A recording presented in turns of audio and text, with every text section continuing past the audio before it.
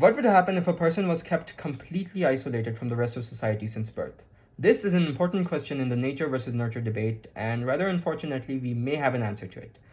I say unfortunately because the case here is truly disturbing. In 1970, a 13-year-old Californian girl named Genie was discovered in a dark and completely isolated room.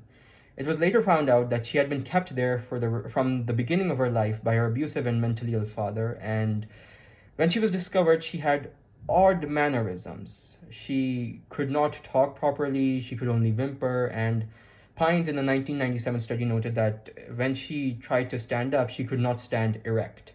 Now, this is an unfortunate scenario and an unfortunate case, but it does give us an insight into the nature versus nurture debate.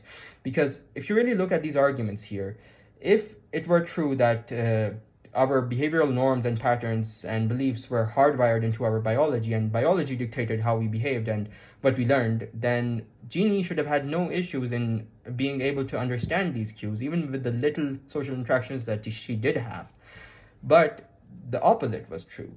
She could not even walk properly. She had no understanding of basic human norms, and this goes to show that societal norms and values are not naturally occurring. They are introduced to us through primary socialization. And if you were to put forth the argument that, oh, she just needed a few cues to enable that part of her brain, or that part of her genetics or whatever else, that also falls apart. Because if you really look at the case here, even later on in life, Jeannie was unable to reintegrate into society as a normal person because she lacked that primary socialization that she needed to function properly.